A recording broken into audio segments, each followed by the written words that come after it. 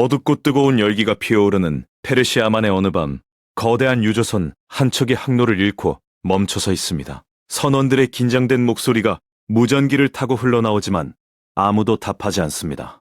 2026년 3월, 미국과 이란의 전쟁이 닷새째로 접어든 그날 밤, 호르무즈 해협이라는 세계에서 가장 좁고 가장 중요한 바닷길이 사실상 봉쇄되었습니다. 이 해협은 폭이 고작 53km에 불과하지만 그 물길을 통해 대한민국이 수입하는 원유의 70%와 액화 천연가스의 20%가 흘러옵니다. 수천 킬로미터 떨어진 서울 여의도의 증권거래소에서는 개장 직후 삼성전자와 SK하이닉스의 주가가 동시에 폭락했고 투자자들의 얼굴에서 피키가 사라졌습니다. 하지만 진짜 문제는 주가 숫자가 아니었습니다. 그보다 훨씬 더 무서운 이야기가 그 뒤에 숨어 있었습니다.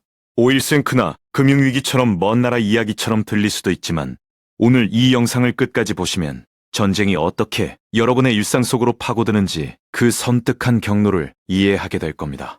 삼성전자 부사장은 국회 긴급 간담회에서 현재 사태를 매우 심각하게 인식하고 있다고 공개적으로 경고했습니다. 반도체를 만드는데 꼭 필요한 핵심 소재 중 일부를 대한민국은 무려 90%를 중동 지역에서 조달하고 있습니다. 전쟁이 길어질수록 그 소재들의 공급은 끊기고 공장의 컨베이어 벨트가 멈춰서는 것은 시간 문제라는 이야기입니다. 오늘 영상에서는 세 가지 질문을 중심으로 이야기를 풀어나가겠습니다. 첫째, 전쟁이 반도체 공장을 어떻게 멈추게 만드는지 그 구조를 파헤칩니다. 둘째, 공급망이 무너지면 대한민국 경제 전체가 얼마나 큰 구멍에 빠지는지 실제 수치로 보여드리겠습니다. 셋째, 역사 속 비슷한 사례들에서 우리가 지금 당장 무엇을 준비해야 하는지 짚어드리겠습니다. 자, 그럼 지금 바로 시작해보겠습니다. 반도체라는 물건은 도대체 어떻게 만들어지는 걸까요? 대부분의 사람들은 반도체를 그냥 작은 칩이라고만 생각하지만 그 칩 하나를 완성하기 위해서는 수백 가지의 화학 원료와 특수 기체, 그리고 정밀한 장비가 동시에 맞물려 돌아가야 합니다. 반도체 공장은 마치 거대한 시계의 내부처럼 하나의 부품이 빠지면 전체가 멈추도록 설계된 정밀한 생태계입니다. 그 중에서도 지금 가장 위태로운 것이 바로 헬륨, 칼륨, 그리고 각종 특수 화학물질들입니다. 반도체 제조 공정에서 헬륨은 웨이퍼를 냉각시키고 불순물이 들어오지 못하도록 차단하는 데 사용됩니다.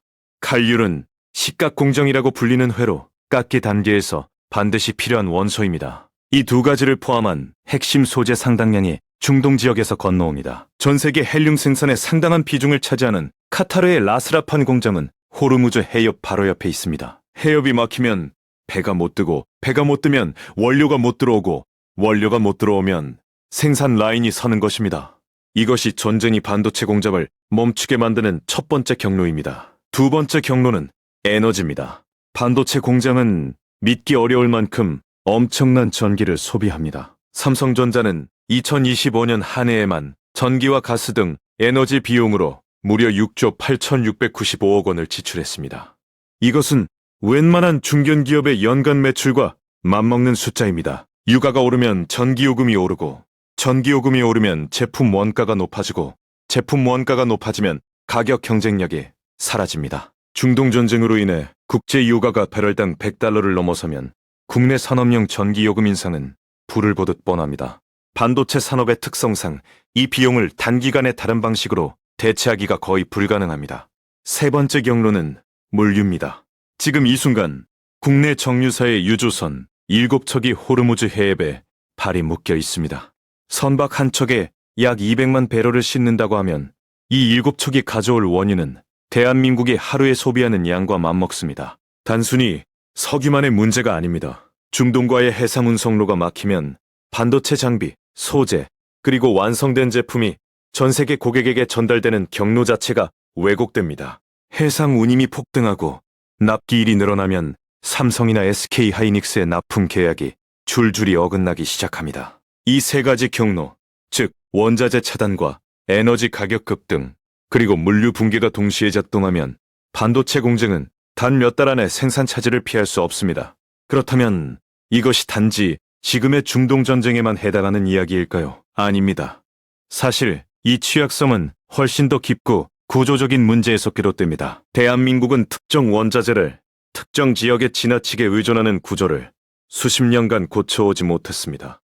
칼륨의 90%를 중동에서, 히토리의 상당 부분을 중국에서 가져오는 구조 말입니다. 전쟁이나 외교 갈등이 한 번 터질 때마다 이 취약성이 수면 위로 떠오르고 위기가 끝나면 다시 잊혀지는 패턴이 반복되어 왔습니다. 2022년 러시아가 우크라이나를 침공했을 때도 똑같은 일이 벌어졌습니다.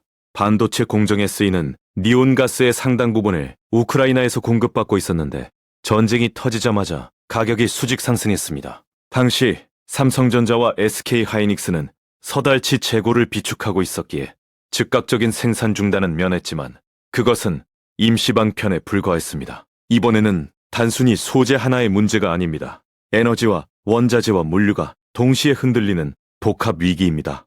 역사는 이런 복합 위기가 얼마나 파괴적인 결과를 낳는지 분명히 기록하고 있습니다. 1973년 제1차 오일 쐐크 당시 대한민국은 원유의 거의 전량을 중동에서 수입하고 있었습니다. 오일 쐐크가 터지자 국내 물가 상승률은 30%를 넘어섰고 공장들이 줄줄이 문을 닫았습니다. 그때와 지금의 차이가 있다면 당시에는 주력 산업이 섬유와 경공업이었지만 지금은 반도체가 수출의 5분의 1을 차지하는 나라가 되었다는 것입니다. 즉, 취약성의 규모 자체가 비교할 수 없을 만큼 커졌습니다. 블룸버그 이코노믹스는 2026년 2월에 발표한 보고서에서 미국과 중국이 대만을 놓고 군사 충돌을 벌일 경우 한국의 국내 총생산이 23%나 감소할 것이라는 충격적인 수치를 제시했습니다. 이것은 전쟁 당사국인 중국의 마이너스 11%, 미국의 마이너스 6.6%보다도 훨씬 큰 수치입니다. 심지어 직접 공격을 받는 데만 마이너스 40% 다음으로 세계에서 두 번째로 큰 피해를 입는다는 예측입니다. 왜 한국이 전쟁 당사국도 아니면서 이토록 큰 타격을 받는 것일까요? 그 이유는 바로 삼중 취약성 때문입니다.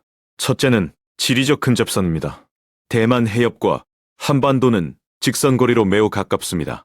전쟁 분위기가 고조되는 순간 외국 자본이 한국에서 빠져나가기 시작합니다. 둘째는 공급망 연결성입니다. 대만의 TSMC가 생산을 멈추면 전 세계 첨단 비메모리 반도체의 62%가 증발합니다. 삼성전자도 모바일 프로세서의 3분의 1을 TSMC에서 공급받고 있어 이 타격을 피할 수 없습니다. 셋째는 수출 의존도입니다. 대한민국 전체 수출에서 반도체가 차지하는 비중이 20%를 웃돕니다. 반도체 수출이 흔들리면 무역 수지가 무너지고, 무역 수지가 무너지면 환율이 폭등하고, 환율이 폭등하면 수입 물가가 치솟아 국민들의 실질 임금이 깎입니다. 이 도미노 현상이 바로 전쟁이 여러분의 월급 통장을 건드리는 방식입니다. 실제로 전쟁 소식이 전해진 직후 삼성전자 주가는 하루 만에 급락했고 SK하이닉스 역시 동반 하락세를 피하지 못했습니다. 이것은 단순한 시장의 공포 반응이 아닙니다. 투자자들은 앞서 설명한 원자재 공급 차단과 에너지 비용 상승, 그리고 물류 마비라는 세 가지 위험 요인이 동시에 현실화될 가능성을 이미 가격에 반영하고 있는 것입니다. 그러면 지금 이 상황은 대한민국 반도체 기업들에게 어느 정도의 실질적 타격을 주고 있을까요? 이제 현장의 목소리를 들어볼 차례입니다. 2026년 3월 5일 국회의원회관에서는 중동 현안과 대미 관세 관련 긴급 간담회가 열렸습니다. 이 자리에는 삼성전자, 현대자동차, 하나오션, HD 현대오일뱅크 등 한국 경제를 이끄는 굵직한 기업들의 최고 경영진이 모두 한자리에 모였습니다. 삼성전자 부사장 윤영조 씨는 단상에 올라 이렇게 말했습니다. 현재 사태를 매우 심각하게 인식하고 있습니다. 이 짧은 한마디가 그 자리에 있던 모든 사람들의 심장을 차갑게 만들었습니다. 세계 최대 반도체 기업 중 하나의 고위 임원이 공개적으로 심각하다고 선언한 것입니다. 이 발언이 얼마나 이례적인지 이해하려면 기업 임원들이 얼마나 조심스럽게 말을 고르는지를 알아야 합니다. 그들은 주가에 영향을 줄 수 있는 발언을 극도로 자제합니다. 그런데도 매우 심각이라는 표현을 공개석상에서 쓴 것은 내부적으로 이미 상당한 경고음이 울리고 있다는 신호로 해석할 수 있습니다. 간담회에서 제기된 또 다른 우려는 중동 지역의 정보기술, 인프라 투자 차질입니다. 아랍에미리트를 중심으로 2030년까지 7기가와트에서 8기가와트 규모의 데이터 센터 건설이 예정돼 있었습니다. 인공지능 시대에 핵심 인프라인 데이터 센터 건설이 전쟁으로 인해 멈춘다면 그것은 곧 삼성전자와 SK 하이닉스가 공급할 고대역폭 메모리 반도체 수요가 그만큼 줄어드는 것을 의미합니다. 2025년부터 2026년에 걸쳐 대한민국 반도체 산업은 인공지능 붐을 타고 이른바 슈퍼사이클에 진입해 있었습니다. 삼성전자는 2025년 4분기 반도체 부문에서 역대 최고 실적을 기록했고 2026년에는 연간 영업이익 100조 원도 불가능한 꿈이 아니라는 분석까지 나왔습니다. 그런데 바로 그 절정의 순간에 중동전쟁이라는 복병이 나타난 것입니다. 파티가 한창 무르익을 때 갑자기 불이 꺼지는 것과 같은 상황입니다. 마무리에 앞서 한 가지 냉정한 질문을 던져보겠습니다. 과연 삼성전자는 이 위기에서 살아남을 수 있을까요? 빌룸버그 보고서는 한국 경제는 무너지더라도 삼성전자만은 상대적으로 유리한 생존 조건을 갖고 있다고 분석했습니다. 그 이유는 삼성이 모바일 프로세서의 3분의 1을 자체 생산하는 수직통합 구조를 갖고 있기 때문입니다. 애플이 최고급 칩의 거의 전량을 대만의 TSMC에 맡기는 것과는 대조적입니다. 보고서는 TSMC 공급이 완전히 차단될 경우 애플 아이폰 판매량이 90% 급감할 것으로 예측했지만 삼성은 그보다 충격을 덜 받을 것으로 봤습니다. 하지만 이것이 결코 안전하다는 의미는 아닙니다. 삼성 역시 나머지 3분의 2는 외부에 의존하고 있고 원자재와 에너지 비용 상승에는 속수무책입니다. 결국 이 모든 이야기는 하나의 핵심 교훈으로 수렴합니다. 전쟁은 총성이 울리는 그 나라에서만 일어나는 것이 아니라는 것입니다. 전쟁은 공급망을 타고 바다를 건너 대한민국의 공장 안으로 그리고 여러분의 가계장부 안으로 조용히 침투합니다. 대한민국 정부가 지금 해야 할 일은 분명합니다. 반도체 핵심 소재의 공급 다변화를 더 이상 미룰 수 없습니다. 90%를 한 지역에 의존하는 구조는 어떤 나라도 감당하기 어려운 자살행위에 가깝습니다. 에너지 수입국 다변화와 전략 비축량 확대도 병행돼야 합니다. 그리고 기업들은 지정학적 위험을 단순한 외부 변수로 처리할 것이 아니라 경영 전략의 핵심 축으로 내재화해야 합니다. 여러분은 오늘 이 영상을 보면서 어떤 생각이 드셨나요? 우리가 매일 쓰는 스마트폰 한 대, 노트북 한 대의 뒤에는 이처럼 복잡하고 취약한 실리가 얽혀 있습니다. 그 실내 중 하나가 끊어지는 순간 파장은 예상보다 훨씬 더 멀리 그리고 훨씬 더 깊이 퍼져나갑니다. 다음 영상에서는 대한민국이 반도체 공급망을 어떻게 재편해야 살아남을 수 있는지 구체적인 전략과 해외 성공 사례를 함께 살펴보겠습니다.